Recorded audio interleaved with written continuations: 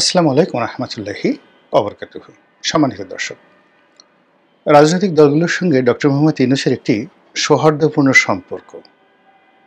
আরও স্পষ্ট করে বলতে গেলে সরকার যে কর্মকাণ্ডগুলো করতে চাচ্ছে, অর্থাৎ সংস্কার করতে চাচ্ছে, নির্বাচন করতে চাচ্ছে এবং বিচার করতে চাচ্ছে সাবেক সরকারের, এই বিষয়গুলোতে যেন একটি রাজনৈতিক সমর্থন থাকে, অব্যাহত থাকে, এই কাজটি করার জন্য তিনি একটা কমিশন করেছেন ডক্টর মোহাম্মদ ইউনূস। এবং তার যতগুলো কমিশন তিনি করেছেন সেই কমিশনের মধ্যে এই ঐক্যমত্য কমিশনটি এখন সবচেয়ে গুরুত্বপূর্ণ, শক্তিশালী। এর কারণ হলো এই কমিশনের প্রধান তিনি এটির হর্তাকর্তা। এবং বিভিন্ন কমিশন তিনি যেগুলো করেছিলেন সেই কমিশনগুলোর প্রধান ব্যক্তিদেরকে নিয়ে, আপনি এটাকে একটা ক্যাবিনেট বলতে পারেন, কিচেন ক্যাবিনেট। তার যারা পছন্দের মানুষ, ডক্টর বদিউল আলম মজুমদার, তারপর তার পছন্দের মানুষ আলী রিয়াজ সাহেব থেকে শুরু করে অন্য যারা আছেন, সবাইকে নিয়ে তিনি নিয়মিতভাবে রাজনৈতিক দলগুলোর সঙ্গে বৈঠক করছেন। এটি আপাত দৃষ্টিতে যা কিছু আপনাদের মনে হচ্ছে যে এর মাধ্যমে একটা ঐক্যমত্য তৈরি হচ্ছে, কিন্তু বাস্তবতা হলো যে এর মাধ্যমে ঐক্যমত্য তৈরি হচ্ছে না, বরং জাতীয় ঐক্যমত্যের পরিবর্তে মতানৈক্য তৈরি হয়ে যাচ্ছে। কেন? এর কারণটা হলো রাজনীতিতে আসলে ঐক্যমত্য হয় না। এটা এমন একটা বিষয় যে একটা দলের মধ্যে, মানে বিএনপি বলেন, আওয়ামী লীগ বলেন, জামাত বলেন, তো দলের মধ্যে কেন্দ্রীয় কমিটি, জেলা কমিটি, বিভাগীয় কমিটি, ইউনিয়ন কমিটি, সেখানেও কোনো একটা বিষয়ে ঐক্যমত্য দলগুলো করতে পারে না। আর প্রতিদ্বন্দ্বী যে দলগুলো, তো সেখানে নির্বাচনকে কেন্দ্র করে বা ক্ষুদ্র একটি স্বার্থকে কেন্দ্র করে কখনো কখনো যাকে বলা হয় স্বল্প মেয়াদে তাদের মধ্যে একটা ঐক্য হয়। যেমন দেখা গেল একটা টেন্ডার পাওয়ার জন্যে, নির্বাচনের একটা এলাকাতে প্রভাব বিস্তার করার জন্য, কিংবা দেখা গেল জাস্ট উদাহরণ একটা দেয়, যেমন ধরুন একটা এলাকাতে জামাতের প্রার্থী আছে, বিএনপির প্রার্থী আছে, আওয়ামী লীগের প্রার্থী আছে। এখন যে এলাকায় আওয়ামী লীগ প্রার্থীর জনপ্রিয়তা খুব বেশি, তো সেকেন্ড জনপ্রিয়তা ধরুন সেখানে বিএনপির আছে, তো সেক্ষেত্রে করে কি, জামাত এবং অন্যান্য ছোট ছোট দলগুলো যদি আওয়ামী লীগ তাদেরকে ম্যানেজ করতে না পারে, তাহলে তারা এই বিএনপিকে সাপোর্ট করে। আবার কোনো কোনো জায়গাতে দেখা গেল যে জামাত বা অন্য অন্য যে দলগুলো, তো একটা আসনে গিয়ে জামাত এবং বিএনপির যারা সাপোর্টার রয়েছে তারা একত্রে কাজ করছে আওয়ামী লীগের বিপক্ষে। ঠিক একই নির্বাচনী এলাকায় অন্য একটা এলাকায় গিয়ে দেখা যাচ্ছে যে আওয়ামী লীগের লোক, জামাতের লোক একত্র হয়ে বিএনপির বিরুদ্ধে কাজ করছে। তো এটা হলো নির্বাচনের মাঠে একেবারে রূঢ় বাস্তবতা। বাংলাদেশের 3টে আসনই এরকম, যদি এক একটা আসনে 400 মানে 400 কেন্দ্র থাকে, তো 400 কেন্দ্রেই কিন্তু 400 রকমের মেরুকরণ হয়ে থাকে। আমরা যারা ভোট করেছি আমরা এই জিনিসগুলো দেখেছি, হাড়ে হাড়ে টের পেয়েছি। 2 নম্বর হলো যে নেতাকর্মীদের মধ্যে আধিপত্য বিস্তার নিয়ে ঐক্যমত্য হয়, এলাকার দখল নিয়ে প্রতিপক্ষকে দমন করা নিয়ে তাদের মধ্যে ঐক্যমত্য হয়, এবং সেই ঐক্যমত্যের সাথে দলীয় কোনো বিষয় থাকে না, ওটা অ্যাবসলিউটলিও স্থানীয়ভাবে এই ঐক্যমত্যটা হয়। থার্ডলি হলো স্বার্থ সংশ্লিষ্ট চাঁদাবাজি, টেন্ডারবাজি ইত্যাদি ক্ষেত্রে হঠাৎ করে দেখা গেল যে প্রতিপক্ষ মানে তাদেরকে দমন করার জন্য, তাদেরকে পরাজিত করার জন্য একটা ঐক্য হয়ে যায়, অর্থাৎ সেখানে যে বেশি শক্তিশালী হয়। এখন ধরুন বিএনপি ক্ষমতায়, এবং বিএনপির কোনো একজন কন্ট্রাক্টর রয়েছেন একটা জেলাতে, কিন্তু দেখা গেলো সেই কন্ট্রাক্টরকে পরাজিত করার জন্য বিএনপির যারা মিত্র, রাজনৈতিক মিত্র, তারাই গিয়ে বিএনপির প্রধান প্রতিদ্বন্দ্বী, সেটা জামাত হোক, আওয়ামী লীগ হোক, জাতীয় পার্টি হোক, তার বিরুদ্ধে তারা সব দাঁড়িয়ে গেল। এবং এটা নিয়ে আপনি শীর্ষ নেতৃত্বকে শেখ হাসিনাকে, বেগম জিয়াকে যত গালাগালি করেন, জামাতে আমিরকে যত গালাগালি করেন, এটা না বুঝে গালাগালি করবেন, ওটা স্থানীয়ভাবে হয়ে থাকে। ঠিক এই সময়টাতে আপনি যদি রাজনীতিতে চিন্তা করেন, সিলেটের রাজনীতি তার সঙ্গে আপনি চট্টগ্রামের রাজনীতি মিলাতে পারবেন না, চট্টগ্রামের রাজনীতির সঙ্গে ঢাকার রাজনীতি মিলাতে পারবেন না, ঢাকার রাজনীতির সঙ্গে বরিশালের রাজনীতি মিলাতে পারবেন না। এলাকা ভেদে এই এনসিপি, জাতীয় পার্টি, বিএনপি এবং যেহেতু নিষিদ্ধ দল এখন আওয়ামী লীগ, তারা পিছনে বসে যে কাজগুলো করছে অনেক সময় কেন্দ্রীয় নেতারা তা জানেনও না। তো যেখানে একটা রাজনৈতিক দল তার নিজেদের মধ্যে ঐক্যমত্য তৈরি করতে পারে না, সারা বাংলাদেশে তার দল এবং অন্যান্য মিত্র এবং শত্রুর মধ্যে ঐক্য এবং শত্রুতা একটা জেনারেলাইজ করতে পারে না, সেখানে সরকার যে জাতীয় ঐক্যমত্য গঠন করতে চাচ্ছে, এই ডেফিনেশনটা এবং এই হেডলাইনটাই ভুল। এখানে যদি অন্য কোনো হেডলাইন হতো বা অন্য কোনো বিষয়াদি হতো সেটা বোঝা যেত, কিন্তু যে হেডলাইন নিয়ে ঐক্যমত্য করা হয়েছে এটা কখনো কোনো দেশে কখনো হয়নি। এ গেল এক।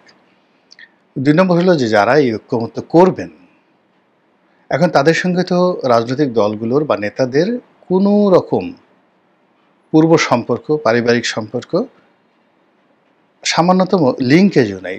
তারা সবাই একে অপরকে ঘৃণা করে। ধরুন বদিউল আলম মজুমদার বা আলী রিয়াজ, তারা মূলত শিক্ষা সেক্টরের মানুষ।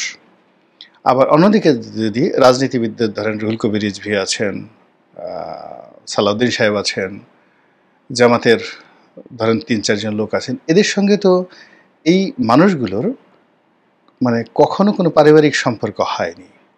মানে আলী রিয়াজ সাহেব বদিউল আলম মজুমদারের বাসায় জামাতের আমিরকে তিনি কখনো দাওয়াত দিয়েছেন গত ১৫-২০ বছরে।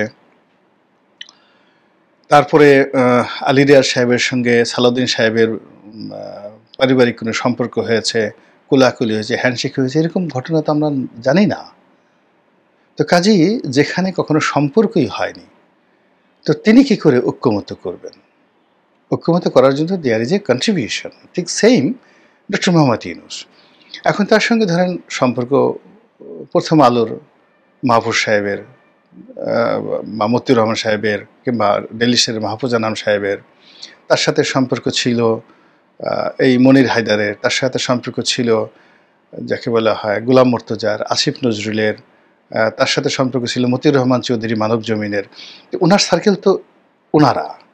তো এই সেক্টরে যদি তিনি মানে এই মানুষগুলোর মধ্যে যদি কোনো বিষয়ে তিনি ঐক্যমত্য করতে চাইতেন, তাহলে হয়তো তার পক্ষে সেটা সালিশি করা সম্ভব ছিল। কিন্তু যাদের সঙ্গে তিনি বসছেন এদের কারোর সঙ্গেই তো তার কোনো সম্পর্ক নেই, এদের কিছু তিনি জানেন না। তো যার সম্পর্কে আমি কিছুই জানি না, সম্পর্ক নেই, সেখানে ঐক্যমত্য হবে না। ফলে যা হবার তাই হচ্ছে। আগে যতটুকু সম্পর্ক ছিল এই রাজনৈতিক দলগুলোর মধ্যে, এখন এই ঐক্যমত্যের কমিশনে গিয়ে যাকে বলা হয়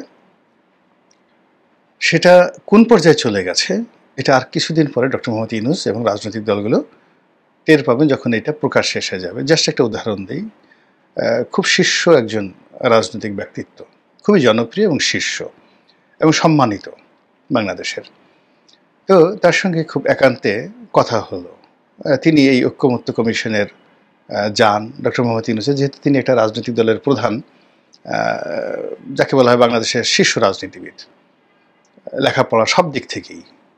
তো আমি এই লন্ডন বৈঠক নিয়ে আর যাকে বলা হয় ঐক্যমত্য কমিশনের বৈঠক নিয়ে, ইউনূস সাহেবের সাথে বৈঠক নিয়ে তার অনুভূতিটা জানতে চাচ্ছিলাম।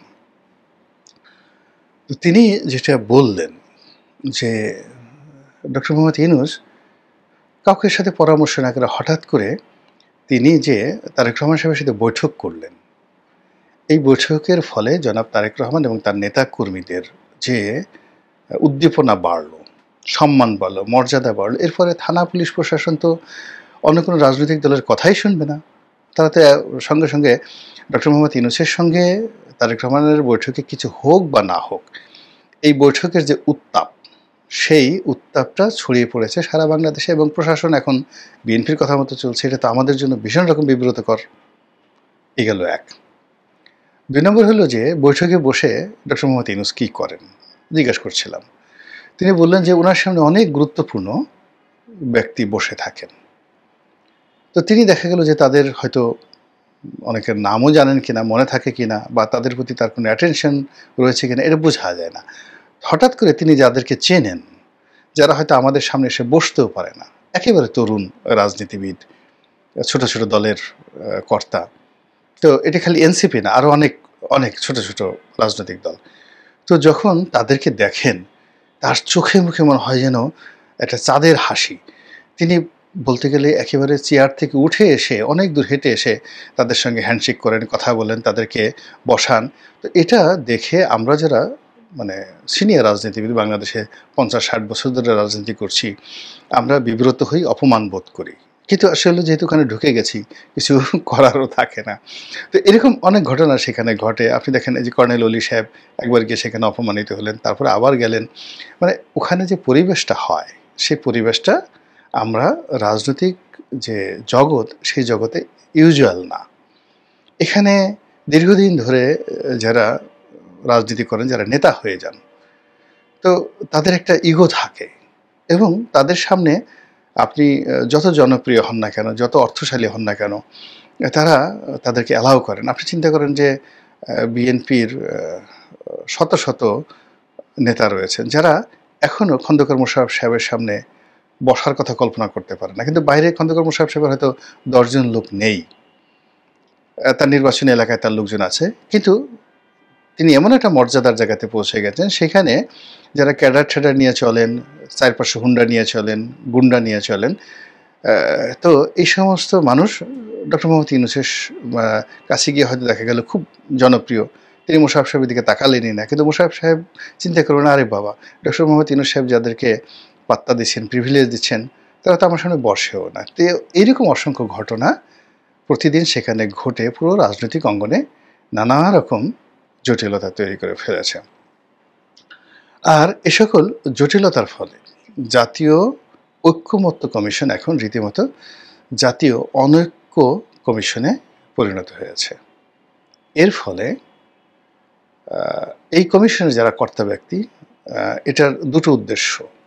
প্রথম উদ্দেশ্য ছিল যে টাইম পাস করা।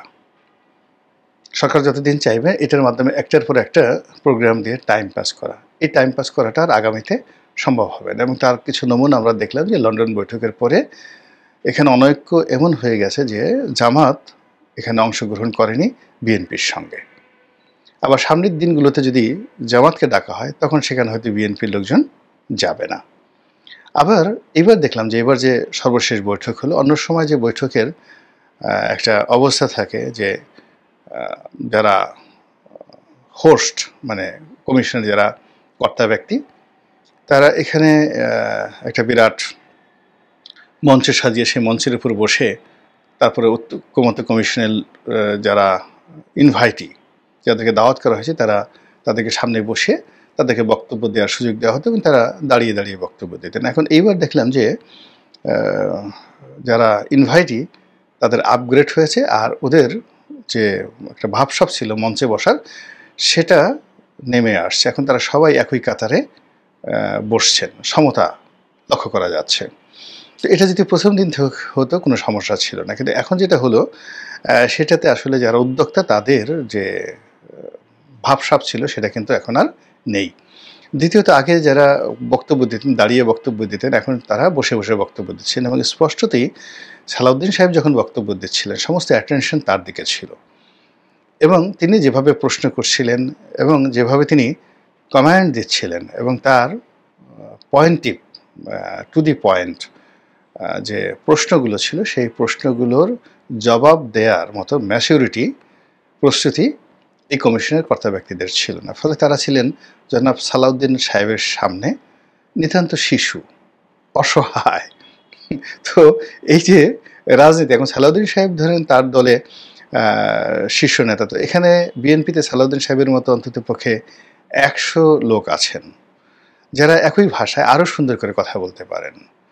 কিংবা বিএনপির যে সমস্ত লোকজন আছেন যারা কমিটিতে নেই কিন্তু বিএনপি করেন, তাদের লেখাপড়া, তাদের জানাশোনা, তাদের ব্যক্তিত্ব, তাদের সামাজিক অবস্থান, তো তারা যদি ওই ঐক্যমত্য কমিশনে যান, উপস্থিত থাকেন, তো তাদের সামনে আসলে ঐক্যমত্যের যারা লোকজন, তারা মাইক ধরে কথাই বলতে পারবেন না, there are many many people BNP করেন, এরকম অনেক লোক আছেন। কেবল তারা গিয়ে যদি ওখানে গিয়ে বসেন, তাদের সামনে মানে মাইক ধরে কথা বলার মতো সাহস, শক্তি, দক্ষতা, ব্যক্তিত্ব এটা ঐক্যমত্য কমিশনের নেই, ইভেন ডক্টর মোহাম্মদ ইউনূসেরও। তো এরকম লোক মানে আপনি এখানে একটা অসম জিনিস হয়েছে। এই অসম জিনিস করার ফলে কি হচ্ছে, না হবে টাইম পাস, না হবে কোনো সিদ্ধান্ত, না হবে কোনো ঐক্য, ফলে যা হচ্ছে সেটা হলো জাতীয় অনৈক্য। যত তাড়াতাড়ি সম্ভব এখান থেকে একটা যতটুকু ফলাফল আসছে এটাকে যত তাড়াতাড়ি সম্ভব যদি উভয় পক্ষ অর্থাৎ যারা স্টেক হোল্ডার আছেন তারা এবং যারা কাজটা করছেন তারা এটাকে সমাপ্তি ঘটান উইদিন 1 মাসের মধ্যে 1-2 বৈঠক করে, তাহলে সবার মান সম্মান বাঁচবে। আদারওয়াইজ এখানে এমন কিছু হবে যেটা বাংলাদেশের ইতিহাসে এই যে যারা করছেন তারা কল্পনাই করতে পারেন। আপনি দেখেন বেগম জিয়া বসে থাকেন, শেখ হাসিনা বসে থাকেন, তার সামনে গিয়ে মারামারি। এবং সে মারামারি কি, আপনি যে সমস্ত লোকেরা মারামারি করে, আপনি জাস্ট একটা উদাহরণ দিই। 88 মানে 86 নির্বাচনে